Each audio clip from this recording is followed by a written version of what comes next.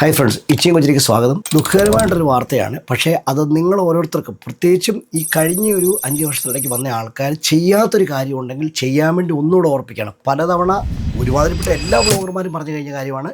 ഞാൻ തന്നെ പല പ്രാവശ്യം വീഡിയോ ചെയ്തിട്ടുള്ള കാര്യമാണ്. പല പ്രാവശ്യം എടുത്തു പറഞ്ഞിരിക്കുന്ന ഒരു പോയിന്റുമാണ്. നിങ്ങൾ എന്തെങ്കിലും ടൈപ്പിലുള്ള ഒരു പ്രൊഫഷണൽ ജോബിനകത്താണ് നിൽക്കുന്നതെങ്കിൽ നിങ്ങളുടെ ജോബിനോട് ബന്ധപ്പെട്ട് എന്തെങ്കിലും ഒരു യൂണിയൻ ഈ രാജ്യത്ത് വർക്ക് ചെയ്യുന്നുണ്ടായിരിക്കും. മെഡിക്കൽ ഫീൽഡിനെ കുറിച്ച് എനിക്ക് കാര്യമായിട്ട് അറിയത്തുള്ളൂ. മറ്റുള്ള ലേബർ എല്ലാ ഫീൽഡുകൾക്കകത്ത് ഓരോ യൂണിയൻസ് ഉണ്ട്. ദയവ് ചെയ്ത് യൂണിയന് കൊടുക്കുന്ന 12-15 പൗണ്ട് നഷ്ടമാണ് എന്ന് ചിന്തിക്കരുത്. നിങ്ങൾ എന്തെങ്കിലും ഒരു ജോബിനകത്ത് ഒരാളുടെ ഒരു ബോസിന് കീഴിലാണ് നിങ്ങൾ വർക്ക് ചെയ്യുന്നതെങ്കിൽ അവരെ ഒരിക്കലും നിങ്ങൾ ട്രസ്റ്റ് ചെയ്യരുത് എന്ന് മാത്രമേ എനിക്ക് പറയാനുള്ളൂ. അത് അവരുടെ കുഴപ്പമല്ല. ഇങ്ങനെയാണ് ഇവിടുത്തെ പ്രൈവറ്റ് സെക്ടർ വർക്ക് ചെയ്യുന്ന രീതി. നിങ്ങൾ NHS വർക്ക് ചെയ്യുന്ന ആയിക്കോട്ടെ, NHS പ്രൈവറ്റ് അല്ല എങ്കിലും പറയാം, NHS വർക്ക് ചെയ്യുന്ന ആയിക്കോട്ടെ, പ്രൈവറ്റ് സെക്ടറിൽ വർക്ക് ചെയ്യുന്ന ആയിക്കോട്ടെ, യൂണിയനുകൾ ഉണ്ടെങ്കിൽ ദയവ് ചെയ്ത് യൂണിയനിൽ ചേരണം. ഈ കഴിഞ്ഞ ഇടയ്ക്കും പല നിസ്സാര കാരണങ്ങളും, അത്ര നിസ്സാര കാരണങ്ങൾക്കാണ് ആൾക്കാരെ പറഞ്ഞു വിട്ടായിട്ട് കണ്ടുകൊണ്ടിരിക്കുന്നത്. നമ്മളോട് സംസാരിക്കാൻ വേണ്ടി വിളിക്കുന്ന ആൾക്കാരോട് എല്ലാം പറഞ്ഞു കഴിഞ്ഞ് നമ്മൾ ചോദിക്കുമ്പം അവർ ആ യൂണിയനെ കുറിച്ച് കേട്ടിട്ടുണ്ട്, പക്ഷേ ചേർന്നിട്ടില്ല. അല്ല, ഞങ്ങൾ ഓരോ തവണയും അടുത്ത ശമ്പളം കിട്ടുമ്പോൾ ചേരാമെന്ന് ഓർത്തുന്നത്. ഒരു പ്രോബ്ലം ഉണ്ടായി നിങ്ങളെ ഹോമിൽ നിന്ന് സസ്പെൻഡ് ആയി കഴിച്ച് നിങ്ങൾ യൂണിയനെ കോൺടാക്ട് ചെയ്തും ഞങ്ങളെ സഹായിക്കാമെന്ന് ചോദിച്ചു കഴിഞ്ഞാൽ യൂണിയൻ കഴിവ് ഇടപെടില്ല. അതങ്ങനെ എക്സെപ്ഷൻസ് ഉണ്ട്. ചില ഔട്ട് ഓഫ് ബോക്സ് ചില സംഭവങ്ങൾ ഉണ്ടായിട്ടുണ്ട്, അവർ ഹെൽപ്പ് ചെയ്തിട്ടുള്ള സംഭവങ്ങൾ ഉണ്ടായിട്ടുണ്ട്. എങ്കിലും ലീഗൽ എയ്ഡിനോട് ബന്ധപ്പെട്ട് മുമ്പോട്ട് പോകുന്ന സോളിസിറ്ററുടെ ഹെൽപ്പ് ആവശ്യം വരുന്ന കേസൊക്കെ ഉണ്ട്. അങ്ങനത്തെ സംഭവങ്ങൾക്കകത്ത് കഴിവതും യൂണിയൻ ഇടപെടില്ല. അതുപോലെ ചില സ്ഥലങ്ങൾക്കകത്ത് ഇപ്പോൾ പൊതുവായിട്ട് കേട്ടുവരുന്ന ഒരു രീതിയാണ്. നമ്മുടെ വളരെ വേണ്ടപ്പെട്ട ഒരു കൂട്ടുകാരൻ ഈ കഴിഞ്ഞിടയ്ക്ക് ഉണ്ടായിരിക്കുകയാണ്. 1 വർഷം മുമ്പുണ്ടായ കേസിന് അവൻ്റെ കൂടെയുള്ള 2 കേരളന്മാർ ഓൾറെഡി ഡിസ്മിസ് ചെയ്യപ്പെട്ടു. ഇവനും അവൻ്റെ പേരിലും കേസുണ്ടായി. കാരണം തലേദിവസം വീണയാൾ ഇവൻ്റെ ടൈമിലാണ് ആ പുള്ളിക്കാരി വൈറ്റൽസ് എല്ലാം ചെക്ക് ചെയ്ത് കയറ്റി ഇരുത്തിയത്. പിറ്റേ ദിവസം രാവിലെ ആ 11 മണി ആയപ്പോഴത്തേക്ക് ഇവൻ്റെ ഷിഫ്റ്റ് അല്ലെങ്കിൽ ഹാൻഡ് ഓവർ കൊടുത്തിട്ട് പോയത്, ഷിഫ്റ്റ് കഴിഞ്ഞ് ഹാൻഡ് ഓവർ കൊടുത്തിട്ട് പോയതാണ്. ഡെയിലി ഷിഫ്റ്റിനകത്ത് ഫാമിലി വന്നപ്പോൾ ഫാമിലി കണ്ടുപിടിച്ചു ഇവരുടെ റിബ് ഒടിഞ്ഞിരിക്കുന്നതായിട്ട് കണ്ടുപിടിച്ചു എന്ന് പറഞ്ഞൊരു കേസ്. നമ്മൾ കാര്യങ്ങളെല്ലാം വിശദമായിട്ട് ടൈം ലൈനോട് കൂടി കേട്ട് കഴിയുമ്പോൾ ഒരു തെറ്റുമില്ല. പുള്ളി നമ്മുടെ കൂട്ടുകാരൻ ചെയ്ത പെർഫെക്റ്റ് അപ്ഡേറ്റാണ് അവൻ്റെ ഷിഫ്റ്റിനകത്ത്, ഒരു തെറ്റുമില്ല. റിബ് ഒടിഞ്ഞു പറഞ്ഞ സംഭവം ഫാക്ട് കറക്റ്റാണ്. അവരെ ഹോസ്പിറ്റലിൽ കൊണ്ടുപോയി അവിടെ തിരിച്ചു കൊണ്ടുവന്നതിന് അവരെ വേറൊരു ഹോമിലോട്ട് മാറ്റി. പക്ഷേ ഫാമിലി സംഭവം കോർട്ട് കേസാക്കി, സേഫ് ഗാർഡിങ് ആയി, മറ്റുള്ള പ്രശ്നങ്ങളായി. അപ്പം ഇത്തരം സംഭവങ്ങൾ ഇതൊരു സീരിയസ് ഇഷ്യൂ ആട്ടോ. ഞാൻ നിസ്സാര കാര്യമായിട്ടല്ല പറഞ്ഞത്, അതൊരു സീരിയസ് ഇഷ്യൂ ആണ്. പക്ഷേ അതിനകത്ത് കളിക്കുന്ന ഒരു പ്ലേ പറയാൻ വേണ്ടിയാണ് ആ സംഭവം ഞാൻ എടുത്തിട്ടത്. അവൻ്റെ പ്രവൃത്തി സംഭവിച്ചത് പറഞ്ഞാൽ അവന് അന്ന് സ്റ്റേറ്റ്മെൻറ്റുകൾ കൊടുത്തു, ഇൻവെസ്റ്റിഗേഷൻസിന് പോയി, മറ്റുള്ള കാര്യങ്ങൾ ചെയ്തു, പോലീസ് കേസായിരുന്നു, അതിനുള്ള കാര്യങ്ങൾ വർത്താനം പറഞ്ഞു, സേഫ് ഗാർഡിങ്ങിൻ്റെ ടീമിനകത്ത് സംസാരിച്ചു, ഹോമുകാർ ഓൾറെഡി അവൻ്റെ കേസിനകത്ത് സംസാരിച്ച് കഴിഞ്ഞാൽ അവൻ്റെ ഭാഗത്തൊരു കുറ്റം എഴുതുന്നവന് വിട്ടുകളഞ്ഞു. ഇതിനിടയ്ക്ക് അവനോട് പറയുന്നുണ്ട്, ഇതിനിടയ്ക്ക് വീണ്ടും അവരൊരു ഫോൺ വീണോ എനിക്ക് സംശയമുണ്ട്. കാരണം അങ്ങനെ ഒരു ന്യൂസ് ഈ ചില കേരളമാർക്കിടെ പറയുന്നുണ്ട്. പിറ്റേ ദിവസം രാവിലെ വന്ന നേഴ്സ് കേരളമാരുടെ കൂട്ടത്തിൽ ഹെൽപ്പ് ചെയ്യാൻ വേണ്ടി കയറിയപ്പോൾ ഇവർ ഈ കട്ടിലിനും വോളിനും ഇടയ്ക്ക് സ്ലൈഡ് ചെയ്ത് വീണ് പോയി എന്ന് പറഞ്ഞൊരു ശ്രുതി കേൾക്കുന്നുണ്ട്. പക്ഷേ അതിനെക്കുറിച്ച് ആർക്കും അറിയത്തില്ല. കാരണം ആ സമയത്ത് കയറിയ 2 കേരളന്മാരും ഡിസ്മിസ് ചെയ്യപ്പെട്ടു. ആ ഡെയിലി ഷിഫ്റ്റ് വർക്ക് ചെയ്ത് നേഴ്സും ഡിസ്മിസ് ചെയ്യപ്പെട്ടു. ആ സംഭവം കഴിഞ്ഞു എന്നാണ് ഓർത്തുകൊണ്ടിരുന്നത്. ഇപ്പം പോലീസിന് കോൾ വന്നിരിക്കുന്നു, എത്രയും വേഗം പോലീസ് സ്റ്റേഷനിൽ ഒന്ന് മീറ്റ് ചെയ്യുക, ഞങ്ങൾ ഈ കേസ് വീണ്ടും ഇൻവെസ്റ്റിഗേറ്റ് ചെയ്യുകയാണെന്ന് പറഞ്ഞു. ഇവന് യൂണിയൻ ഉൾപ്പെടെ എല്ലാ സപ്പോർട്ടും ഉണ്ടായിരുന്നു. പറയുന്നത് മനസ്സിലാക്കുക. യൂണിയൻ്റെ അത് പേരോട് ഞാൻ ആദ്യം മുതൽ വന്നപ്പോൾ മുതൽ യൂണിയനെ കോൺടാക്ട് ചെയ്യണം, യൂണിയൻ മസ്റ്റായിട്ട് മെമ്പർഷിപ്പ് എടുക്കുന്നു പറഞ്ഞെടുപ്പിച്ചാണ്. അതിൻ്റെ ഗുണമുണ്ടായത് ആ കേസ് ഉണ്ടായപ്പോൾ മുതലേ യൂണിയൻ്റെ റെപ്രസെൻറ്റേറ്റീവ് ഇവൻ്റെ കൂട്ടത്തിൽ എല്ലാ ഇൻവെസ്റ്റിഗേഷനും കൂട്ടത്തിരുന്നു. അവൻ എഴുതി കൊടുക്കുന്ന ഒരു സ്റ്റേറ്റ്മെൻറ്റ് പോലും ഒരു വെരിഫൈ ആയിട്ട് എല്ലാം ക്ലിയർ ചെയ്ത് കൂട്ടത്തിരുന്നു. അവൻ്റെ ഒരു പകുതി റിലീഫ് അവിടെ ആയിരുന്നു. വീട്ടിൽ ഇരുന്ന് സസ്പെൻഡ് ആയിട്ട് വീട്ടിൽ ഇരിക്കുമ്പോഴും യൂണിയൻ്റെ പ്രതിനിധി സപ്പോർട്ട് ചെയ്യുന്നുണ്ട്. ഇടയ്ക്കിടയ്ക്ക് വിളിച്ച് ചോദിക്കുക, അന്വേഷിക്കുകയും ഇവൻ്റെ ഒരു സ്റ്റേറ്റ്മെൻറ്റ് കൊടുക്കുക, ഒരു ഇമെയിലിന് മറുപടി കൊടുക്കുകയോ ചെയ്തതിന് വരെ അവർ ഹെൽപ്പ് ചെയ്യും. എനിക്ക് not fluent with this kind of process or kind of investigation style, could you please help me to draft a letter or email? No problem. They will be there to help you. If you want to meet them in person or if you want them to be with you accompanying for an investigation, they will be with you. അങ്ങനത്തെ ഒരു സ്റ്റൈലിലാണ് അവനെ treat ചെയ്യുകയും ചെയ്തത്. So he was 100% happy until now. ഇന്ന് 1 വർഷത്തിന് ശേഷം ഈ കേസെല്ലാം കഴിഞ്ഞു എന്ന് ഓർത്തിരിക്കും. പോലീസ് സ്റ്റേഷനിൽ നിന്ന് കോൾ വന്നു, വീണ്ടും അളിയനെ വിളിക്കുന്നു, കരച്ചിൽ പിടിച്ച് ആകെ ടെൻഷനായി. അപ്പോൾ ഇപ്പോഴും എനിക്ക് പറയാനുള്ളത് യൂണിയനെ കോൺടാക്ട് ചെയ്യുന്നതാണ്. നമ്മൾ യൂണിയനെ ഇതുവരെ ഡീൽ ചെയ്തിട്ടുണ്ടെങ്കിൽ യൂണിയൻ ഇവിടെ നമ്മുടെ കൂട്ടത്തിലുണ്ട്, അവരുടെയൊക്കെ പേ ചെയ്യുന്നതാണ്, അവർ നമ്മളെ ഹെൽപ്പ് ചെയ്യും. അതുപോലെ തന്നെ കോൺടാക്ട് ചെയ്തു. ഇപ്പോൾ റീസെന്റ് അപ്ഡേറ്റ് എനിക്കറിയത്തില്ല, പക്ഷേ എനിക്ക് മനസ്സിലായിടത്തോളം ആ കേസ് വൈൻഡ് അപ്പ് ചെയ്ത് തീരുവാണ്. കാരണം he is backed up by a union. യൂണിയന്റെ ഗുണം എന്തുവാന്ന് പറയാൻ വേണ്ടി ഒരു ഉദാഹരണം പറഞ്ഞതേ ഉള്ളൂ. ഇവന് യൂണിയൻ എന്ന് പറഞ്ഞ സപ്പോർട്ടേ ഇല്ലെന്ന് വെച്ചു. ഈ വെളിയിൽ പോയ നേഴ്സുമാരുടെ കൂടെ ഇവനും ചിലപ്പോൾ ഒരുപക്ഷെ പോയേക്കും. കാരണം അവൻ അത്രയും ഫ്ലുവൻ്റ് അല്ല ലാംഗ്വേജിനകത്ത്. അതിഭീകരമായിട്ട് ലാംഗ്വേജ് പറഞ്ഞു നിൽക്കാമെന്ന് അറിയത്തില്ല. അവരുടെ എഴുതി വെക്കുന്ന സ്റ്റേറ്റ്മെൻറ്റുകൾക്കകത്തെ ലൂപ്പ് ഹോളുകളും പ്ലേകളും ഒന്നും കണ്ടുപിടിക്കാൻ അവനെ കൊണ്ട് പറ്റിയത് വരത്തില്ല. ഒരു ചെറിയ മൈനസ് പോയിന്റ്, ഒരു ചെറിയ മിസ്റ്റേക്ക്, അല്ലെങ്കിൽ നോട്ടക്കുറവ് എഴുതിയ സ്റ്റേറ്റ്മെൻറ്റ് ഉണ്ടെങ്കിൽ അത് വെച്ച് അവനെ പുറത്താക്കാൻ അത് മതി. കാരണം ഹോമിന് അതാണ് നല്ലത്. എങ്ങനെങ്കിലും ഇത്രയും ആൾക്കാർ ഈ പ്രശ്നത്തിൽ ഉൾപ്പെട്ട ആൾക്കാരെ പുറത്താക്കി കഴിഞ്ഞാൽ അവരുടെ റെപ്യൂട്ടേഷൻ അവർ തിരിച്ചു പിടിച്ചു. ഇത് ബിസിനസ്സാണ്, കാശാണ്. അവിടെ കൊണ്ട്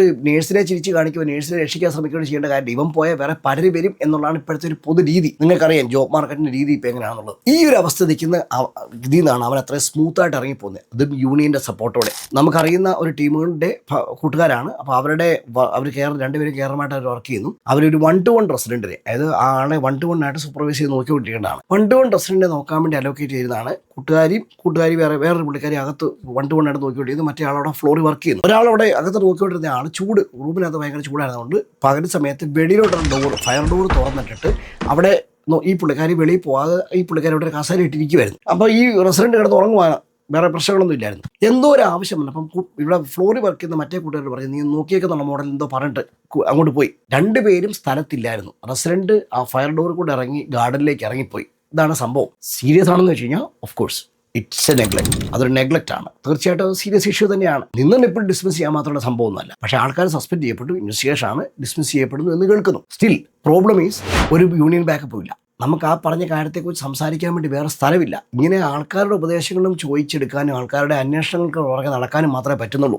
എനിക്ക് കൂടുതൽ ഡീറ്റെയിൽസിനെ കുറിച്ച് വേറെ അറിയത്തില്ല. ഇത്രയും മാത്രമേ ഞാനും പറഞ്ഞു കേട്ടുള്ളൂ. അതുകൊണ്ട് ഇത്രയും ഞാൻ ഒരു ഉദാഹരണമായിട്ട് പറഞ്ഞതേ ഉള്ളൂ. ഇവിടെ ഒരു യൂണിയൻ ഉണ്ടെങ്കിൽ നിങ്ങളുടെ ഈ ഇഷ്യൂവിനകത്ത് യൂണിയൻ ഇടപെട്ടിരിക്കും. അവർ നിങ്ങളെ ഹെൽപ്പ് ചെയ്തിരിക്കും. നിങ്ങളുടെ ഭാഗത്ത് തെറ്റുണ്ട്, സ്റ്റിൽ തെറ്റുണ്ടെങ്കിലും തെറ്റുണ്ടെന്ന് പറയേണ്ട ഒരു രീതിയുണ്ട്. എൻ്റെ ഭാഗത്ത് തെറ്റുണ്ട് എന്ന് പറഞ്ഞ് അവർ മാനേജ്മെൻറ്റിനോടല്ല ഈ പറഞ്ഞ സേഫ് ഗാർഡിനോട് പറഞ്ഞ് സംസാരിക്കേണ്ട ഒരു രീതിയുണ്ട്. അതെങ്ങനെയെന്ന് പറഞ്ഞു തരാൻ വേണ്ടി ഒരു യൂണിയനെ പറ്റൂ. ഒരു കൂട്ടുകാരി എന്നാ വലിയ മാനേജറാണ്ടും വേറൊരു കമ്പനി വർക്ക് ചെയ്യുകൊണ്ട് നിങ്ങൾക്ക് കുറച്ച് ലെറ്ററൊക്കെ എഴുതി തരാം. അതിന് മുകളിലൊന്നും മറ്റുള്ളവർക്ക് ചെയ്യാൻ പറ്റത്തില്ല. അവർക്കൊരു ലിമിറ്റുണ്ട്. പക്ഷേ ഒരു യൂണിയൻ റെപ്രസെൻറ്റ് എന്ന് പറഞ്ഞു കഴിഞ്ഞാൽ അവരുടെ ഒരു ഒഫീഷ്യൽ ലീഗൽ എയ്ഡാണത്. അവർ കൂടെ വന്ന് നിൽക്കുക എന്ന് പറഞ്ഞു കഴിഞ്ഞാൽ മാനേജ്മെൻറ്റ് ഉൾപ്പെടെയുള്ള എല്ലാ ആൾക്കാരും അതിനൊന്ന് പരിഗണിക്കും. നിങ്ങൾക്ക് വേണ്ടി സംസാരിക്കാൻ നമുക്ക് പറയാം, sorry no comments, my representative will talk എന്ന് വരെ പറയാം നമുക്ക്. അങ്ങനെ ഒരു സിറ്റുവേഷൻ നിങ്ങൾക്ക് കിട്ടും. അതുകൊണ്ടാണ് യൂണിയനിൽ ചേർന്ന് വീണ്ടും പറഞ്ഞത്.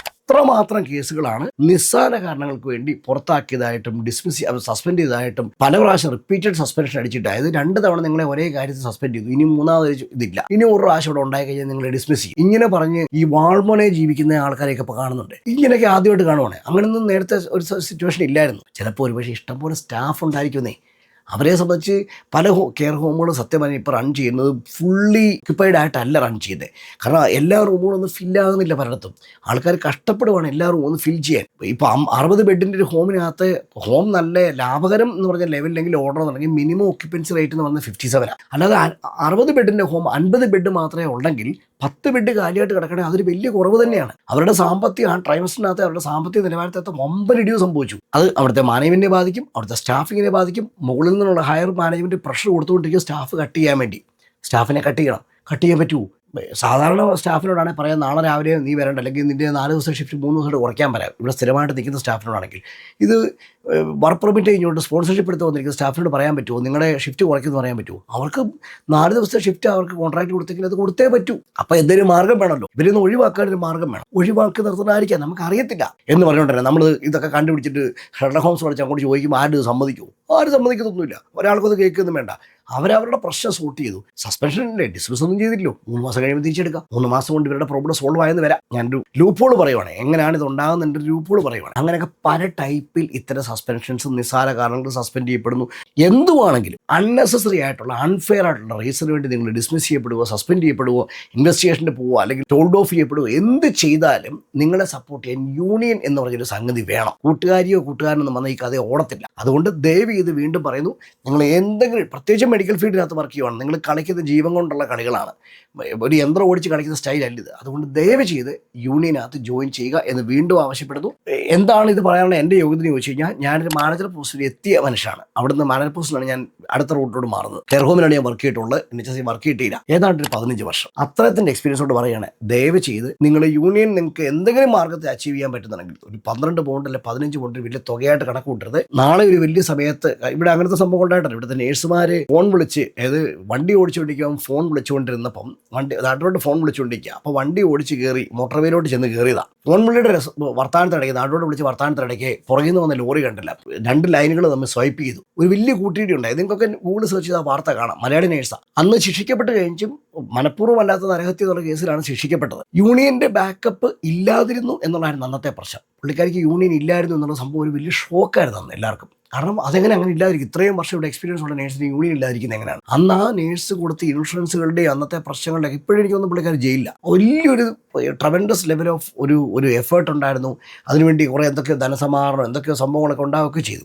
ലീഗൽ സോളിസിറ്റർമാരെ ഡീൽ ചെയ്യാൻ വേണ്ടിയൊക്കെ എന്തൊക്കെയോ സംഭവങ്ങളൊന്നും ഉണ്ടായിട്ട് ഓർക്കുന്നത് ഞാൻ കറക്റ്റ് എനിക്ക് ഡീറ്റെയിൽസ് അറിയത്തില്ല. പക്ഷേ അന്ന് ന്യൂസുകൾക്കകത്തെല്ലാം അത് ഉണ്ടായിരുന്നു. ചെറിയ ചെറിയ ഇഷ്യൂകൾക്കകത്ത് ഇഷ്ടംപോലെ പറയണ്ടേ, എത്രയെണ്ണം വേണം? ഇതിങ്ങനെ പറഞ്ഞുകൊണ്ടേയിരിക്കാം. വെറൊരു അക്യുസേഷൻ മതി. നിങ്ങളുടെ കൂടെ വർക്ക് ചെയ്യുന്ന ഒരു കെയറർ പറയുകയാണ് ഇവൻ എന്നെ തോണ്ടി, നിസ്സാര കാര്യമാണ്, ഇവൻ എന്നെ തോണ്ടി എന്ന് പറയുന്ന വാചകത്തെ എഴുതി പിടിപ്പിച്ച് വരുമ്പോൾ സെക്ഷൽ ഹരാസ്മെന്റ് എന്നാവും. ആ സാധനം നിങ്ങളുടെ നിൽക്കില്ല. നിങ്ങൾ പറയുന്ന സ്റ്റേറ്റ്മെന്റിനകത്തോ വാചകങ്ങൾക്കകത്തോ നിൽക്കത്തില്ല. കാരണം പറയുന്ന ആളും പറയുന്ന സ്ഥലവും മാറിപ്പോയി. അതിനനുസരിച്ച് ഇതിൻ്റെ വെയിറ്റ് കൂടും. നിങ്ങൾക്കെതിരെ ആരോപണം ഉന്നയിച്ച ആൾ ഒരല്പം ഓട്ടിസ്റ്റിക് സിംറ്റംസ് ഉള്ള ആളാണ് വെച്ചു, അതിൻ്റെ ഹിസ്റ്ററി ഉള്ള ആളാണ്, കയ്യിൽ നിന്ന് പോയി. പിന്നെ ആ ആൾക്കാണ് പ്രാധാന്യം മൊത്തം. അവർ പറയുന്നത് അല്ലെ അവരുടെ ടാൻഡ്രംസ് ഉണ്ട്, അവരുടെ ഹാലൂസിനേഷൻ ഉണ്ട്, ഇതിനെല്ലാമാണ് പ്രാമുഖ്യം. നേഴ്സ് കിടന്ന് വട്ടക്കൊട്ട വെള്ളം കോരിയപ്പോൾ ഇത് കൈ നിൽക്കില്ല. അങ്ങനത്തെ ഒരു കേസൊക്കെ ഉണ്ട്. അങ്ങനത്തെ പല കേസുകളും വേറെ കിടപ്പുണ്ട്. എനിവേ, ഞാൻ അതിനെക്കുറിച്ചെല്ലാം എക്സ്പ്ലെയിൻ ചെയ്യാൻ ഇപ്പോൾ താല്പര്യപ്പെടുന്നില്ല. ഞാൻ ഒരു ഉദാഹരണം പറഞ്ഞതേ ഉള്ളൂ. Please be vigilant. Union join ചെയ്യാൻ എന്തെങ്കിലും മാർഗം ഉണ്ടെങ്കിൽ യൂണിയന് ജോയിൻ ചെയ്യുക. അതൊരു നഷ്ടമല്ല. അത് നിങ്ങൾക്ക് തന്നെ നിങ്ങളെ ഇൻഷുർ ചെയ്യുന്ന ഒരു വഴിയായിട്ട് നിങ്ങൾ കണക്ക് കൂട്ടുക. പ്ലീസ്. അടുത്ത വീഡിയോയിൽ വീണ്ടും കാണാം. താങ്ക്